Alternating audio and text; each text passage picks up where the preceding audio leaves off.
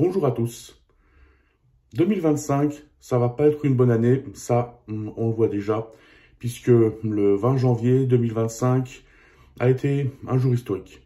Ce jour, on peut dire officiellement que le fascisme est revenu, le fascisme trumpiste, le fascisme muskiste, le fascisme trumpiste.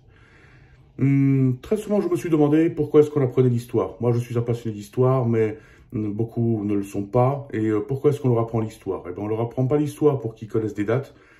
On leur apprend l'histoire pour que, quand ils voient des similitudes, eh bien, qu'ils puissent faire des parallèles. Et aujourd'hui, le parallèle est à faire avec les années 30 du XXe siècle.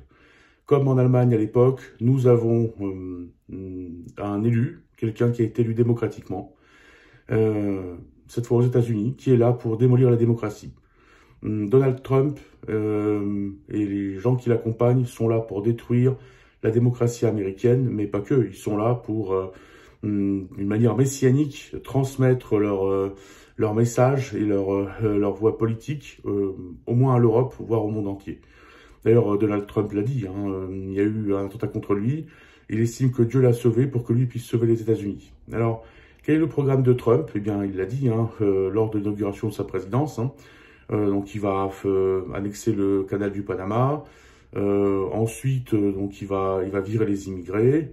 Donc, il appelle criminels, détraqués, etc. Bon, apparemment, la chose du Canada est remise à plus tard, mais il n'y renonce pas. Il a déjà fait sortir de prison donc, les gens qui ont cherché à faire tomber le Capitole en 2021, le 6 janvier 2021.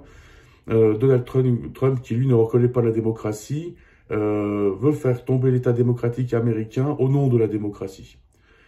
Et on ne doit pas s'y tromper, c'est un nouveau fascisme, et quand on regarde des images de ce qui s'est passé après l'inauguration, toutes ces foules haranguées par Trump, où Trump donc racontait tout le temps la même chose. Pendant 20 minutes, il y avait les mêmes mots qui étaient employés, il balançait ses stylos après avoir signé ses décrets, des décrets qu'il signait devant une grande foule qui applaudissait. Ça doit nous faire penser à ce qui s'est passé dans les années 30 du XXe siècle en Europe. Et il faut le dire clairement, on a affaire à un nouveau fascisme. C'est un fascisme d'un nouveau genre, c'est sûr, mais on n'est plus en 1933. Nous sommes en 2025, donc c'est une période différente. Mais nous avons Trump, nous avons Musk, qui veulent créer un monde nouveau. Un monde appartenant aux milliardaires. Un monde où les faibles et les petits n'ont pas leur place, où sont réduits au rang d'esclaves. Un monde où il n'y a plus de tolérance, où il n'y a plus de démocratie. Un monde qui n'est plus régi par le droit, comme le monde qui a été créé après la Deuxième Guerre mondiale, mais c'est un monde qui est régi par la force. C'est la force du plus fort, c'est la loi du plus fort, la force du plus fort et le plus faible qui est dominé par le plus fort. C'est le monde qui nous attend. Et le 20 janvier 2025, c'est la chute de l'ordre qui a été établi après la Deuxième Guerre mondiale, donc l'ordre international, parce qu'aujourd'hui, c'est les forts qui vont imposer leur volonté à ceux qui considèrent comme étant plus faibles. Et ça, on le voit, ça commence déjà. Trump qui menace ses voisins, qui menace l'Europe de douane, et on ne sait pas jusqu'où ça va aller, mais ce qu'on voit déjà, c'est que Musk commence à s'immiscer dans le processus électoral en Europe, l'Allemagne, la Grande-Bretagne, la France, il y a aussi les élections présidentielles en Pologne. Donc nous, en Europe, on est également menacés, la vague fasciste, elle arrive aussi chez nous, il faut bien le voir. Nous avons l'AfD en Allemagne, nous avons le RN en France, il y a surtout l'international trumpiste, le parti qui s'appelle le Parti européen conservateur et réformateur. Donc c'est très ironique comme nom quand on voit que c'est juste le prolongement du trumpisme en Europe, qui aujourd'hui est dirigé par un premier ministre polonais, ancien premier ministre polonais corrompu, comme c'est pas possible. Voilà le conservatisme mené par Trump, mais le fascisme, il faut pas s'y tromper, il arrive aussi chez nous en Europe. Donc aujourd'hui, le temps n'est plus à la discussion. Ça, il faut le dire clairement, aujourd'hui, nous sommes menacés. Nous sommes menacés par le fascisme et nous sommes surtout menacés par des États-Unis dont on ne connaît pas le devenir. On ne sait pas ce qui va se passer aux États-Unis, on ne sait pas dans quelle mesure l'État de droit va résister au Trumpisme, on ne sait pas du tout combien de temps le Trumpisme va durer aux États-Unis. Parce que le fait qu'aujourd'hui Trump ne puisse pas se représenter pour un troisième mandat ne signifie pas que la Constitution ne sera pas abrogée. Tout peut arriver maintenant, tout est possible. Nous, finalement, c'est pas notre problème majeur. Nous, aujourd'hui, notre problème, c'est l'Europe, le problème, c'est nous. Parce qu'aujourd'hui, nous, il faut qu'on se protège de ce qui risque de nous arriver. Alors, il faut se préparer au pire scénario, quitte à ce qui n'arrive pas. On sera content si les pires scénarios ne se produisent pas. Le fait est qu'aujourd'hui, on a vraiment des raisons de s'inquiéter. Donc, aujourd'hui, le temps n'est plus aux petites chamailleries politiques dans nos États. Hein. Les petits jeux parlementaires, les petits je te censure, les petits je t'aime moi non plus politique, tout ça c'est terminé. Aujourd'hui, il faut qu'on se demande tous, ensemble, collectivement, comment se défendre d'une part contre l'arrivée du fascisme en Europe, et comme je le disais, le fascisme arrive, et d'autre part, comment se défendre contre des États-Unis qui risquent de devenir assez menaçants. Il faut aussi se demander comment est-ce qu'on fait pour se défendre dans un monde qui est plus régi par le droit et qui est plus que régi par la force. C'est le monde même plus de demain, mais le monde d'aujourd'hui. Et aujourd'hui, le temps n'est plus à la discussion, aujourd'hui, le temps est à l'action. Donc aujourd'hui, on a besoin d'un véritable sursaut. Et ne nous y trompons pas, on n'y arrivera que collectivement. Donc aujourd'hui, la seule chose qui peut nous sauver, c'est l'intégration européenne. Aujourd'hui, il faut qu'on s'intègre. Il faut qu'on mette de côté nos petites chamailleries, il faut qu'on mette de côté nos différends, nos concurrences, nos rivalités. Tout ça, c'est normal dans un monde paisible et calme. Le monde paisible et calme est terminé. On s'est laissé aller pendant 30 ans. En 1989, beaucoup ont cru que c'était la fin de l'histoire, que la démocratie avait triomphé et qu'il n'y aurait plus de guerre, au moins de guerre entre pays de haute intensité. On a cru que la mondialisation allait résoudre tous les conflits. Certains ont cru que les rapports économiques allaient primer sur des éventuels rapports de force. D'autres ont cru que parce qu'ils avaient des relations économiques avec des États comme la Russie, ça empêcherait ces États d'agresser qui que ce soit. Ça n'a pas été le cas. Aujourd'hui, on est réellement menacé. Donc, qu'est-ce qu'il nous faut? Eh bien, il faut qu'on se réarme. On a besoin de se réarmer.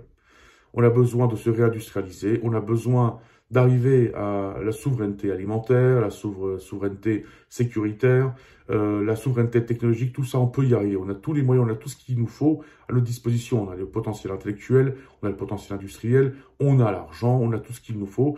Tout ce qui nous manque, c'est un peu de bonne volonté.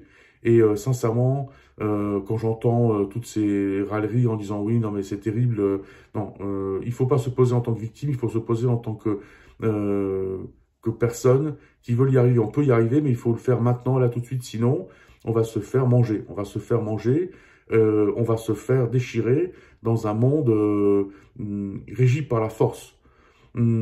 Aujourd'hui, l'Europe centrale est menacée par un nouveau pacte Ribbentrop-Molotov. Ce nouveau pacte Ribbentrop-Molotov va s'appeler le pacte Poutine-Trump.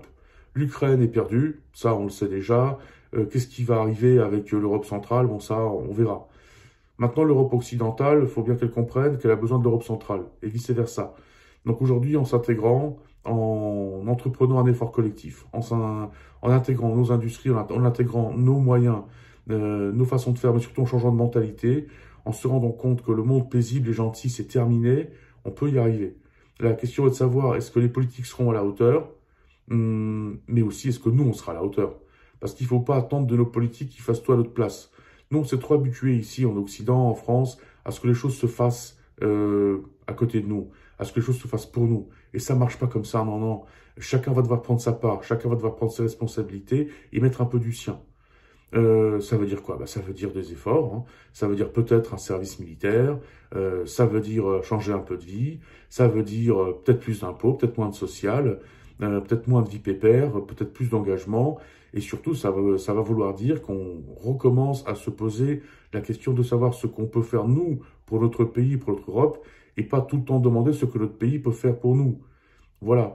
Donc aujourd'hui, la situation est grave et ça va aussi dépendre de nous, de notre attitude, de notre façon de faire. Tout va dépendre de comment est-ce que nous on appréhende les choses, comment est-ce que nous on se comporte. Et c'est une question très importante parce que de cette réponse à cette question va dépendre de notre avenir.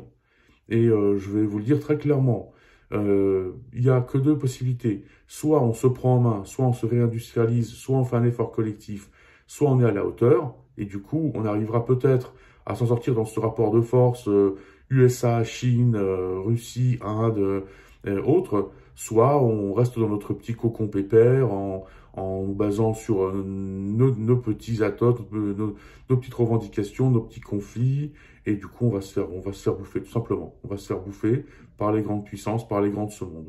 Parce qu'aujourd'hui, c'est les grands de ce monde qui vont s'entrechoquer. Et soit on fait partie des grands de ce monde, soit on fait partie des petits poissons qui se feront bouffer. Aujourd'hui, c'est comme ça que ça se passe, c'est malheureux, mais il faut bien comprendre qu'on a changé d'époque. Ça fait pas mal de temps qu'on change d'époque, les choses arrivent, on n'a pas voulu le voir venir, on n'a pas voulu voir arriver la guerre en Ukraine, on n'a pas voulu voir ce qui se passait du côté russe, on n'a pas voulu comprendre le premier avertissement, à savoir le premier mandat de Trump. Et il faut bien comprendre que le Trump de 2025, c'est pas Trump 2017. Le Trump de 2017, il était encadré par le Parti républicain, il était encadré par l'État américain, l'État fédéral américain. Aujourd'hui, l'État fédéral américain, il est encadré par Trump. C'est tout le contraire, puisque le Parti républicain en tant que tel n'existe plus. Il a été complètement purgé par le mouvement MAGA. Donc aujourd'hui, le Parti républicain, c'est le Parti trumpiste. Le Parti trumpiste qui contrôle déjà la Cour suprême aux États-Unis, qui contrôle bien l'administration fédérale, bon ça c'est logique puisque Trump est président, et qui va contrôler les administrations relatives à l'administration fédérale. Donc aujourd'hui, les États-Unis sont contrôlés par Trump, mais sont contrôlés par Musk, parce qu'aujourd'hui on a quelqu'un qui n'a pas été élu et qui s'arroge le pouvoir de s'ingérer, de s'inviter en politique un peu partout dans le monde. Un multimilliardaire, un peu taré, qui a un projet un peu taré pour le monde et pour l'humanité. La Terre, c'est plus assez pour lui, il va aller sur Mars, et pas que. Il veut créer une espèce de transhumanoïde, transformer l'être humain, etc. Et cette personne, Elon Musk, s'arroge le droit de changer le monde à sa sauce. Mais on a aussi un pays où le pouvoir a été pris par la Big Tech, les grands milliardaires qui vont vouloir changer le monde à leur convenance. Et c'est ça le nouveau fascisme aujourd'hui. Hein. Les milliardaires qui n'ont pas besoin de démocratie, les milliardaires qui n'ont pas besoin de droits, rapport de force entre riches et puissants. Donc nous, aujourd'hui, on a encore les moyens de s'en sortir. Mais ça va dépendre de nous si on fait ce qu'il faut. Alors les choses sont très claires. Hein. Il faut vraiment qu'on se rende bien compte que on n'a que deux options. Soit c'est le sursaut et l'intégration. L'intégration est pensée en tant qu'Européens, pas en tant que nationaux. Parce qu'aucun pays peut s'en sortir tout seul aujourd'hui. Ni la France, ni l'Allemagne, ni aucun pays. Aujourd'hui, c'est soit collectif, soit rien du tout. Donc soit c'est le sursaut et l'intégration, soit c'est la disparition. Et c'est comme ça que ça va se passer. Et aujourd'hui, il incombe à tout le monde. À tout le monde. Hein. Pas qu'aux politiques, mais à tout citoyen d'avoir une vision claire de la situation, de comprendre qu'on a changé d'époque, de comprendre qu'aujourd'hui, il va falloir réapprendre à se défendre, de comprendre qu'aujourd'hui, on va peut-être vers des heures sombres, mais c'est en apprenant à affronter ces heures sombres qu'on arrivera à s'en sortir. Il faut prendre sur soi, il faut faire des efforts. Si on ne fait pas les efforts qu'il faut, on tombera, ça je peux vous l'assurer. Le fascisme est déjà là. On l'a déjà, le fascisme, en Europe. On a le RN, Rassemblement National, on a la FD, on a pas mal de partis qui sont soit connectés au Trumpisme, soit qui partagent ces idées. Et vous ne faites pas avoir par ces gens. Parce que même si effectivement nos systèmes ne sont pas idéaux, ils ont vieilli, ils s'en sortent peut-être pas sur tout. Même si les systèmes politiques sont assez moyens, que les politiques font pas forcément leur travail. Même si dans certaines choses on penche peut-être trop à gauche, on peut même peut-être parler de gauchisme, c'est pas une raison pour détruire la démocratie. C'est pas parce que nos systèmes ont vieilli, qui marchent pas forcément bien, qui sont dysfonctionnels, qu'il faut les détruire. C'est pas la solution. Vous croyez vraiment que remplacer nos systèmes dysfonctionnels qui ont vieilli par le fascisme érigé dans un système régi par la force au profit des milliardaires, ça va vous faire avancer? Non, c'est pas la solution. Donc aujourd'hui, soit on arrive à défendre nos valeurs, on arrive à défendre la démocratie, on arrive à se défendre, soit on sera les esclaves de quelques milliardaires qui créeront un monde à sa sauce, et ce monde, il sera pas sympa, ça je peux vous l'assurer. Alors prenons conscience collectivement du danger qui est là. Et malheureusement, on a crié trop souvent au fascisme pour rien. Aujourd'hui, quand le fascisme est là, il n'y a pas assez de gens qui s'en rendent compte, mais le fascisme est bien là. Donc soit on arrive à le stopper, soit on tombe. J'espère que chacun d'entre nous comprend la gravité de la situation et que personne n'y s'y trompera. Soyons responsables, n'attendons pas des autres qui faisons. Soyons prêts à prendre des responsabilités, mais surtout réapprenons à demander à nos pays, France, Pologne, Allemagne, à demander à notre Europe ce que nous, on peut faire pour la sauver, parce qu'elle mérite d'être sauvée. Et arrêtons de tout le temps demander ce que nos pays peuvent faire pour nous. Faisons nos parts, que chacun fasse sa part, on s'en sortira peut-être. Si on ne fait pas notre part, personne ne s'en sortira. Eh bien, qu'est-ce qui va nous arriver? Tout dépend de nous. J'espère que chacun en aura conscience. Merci.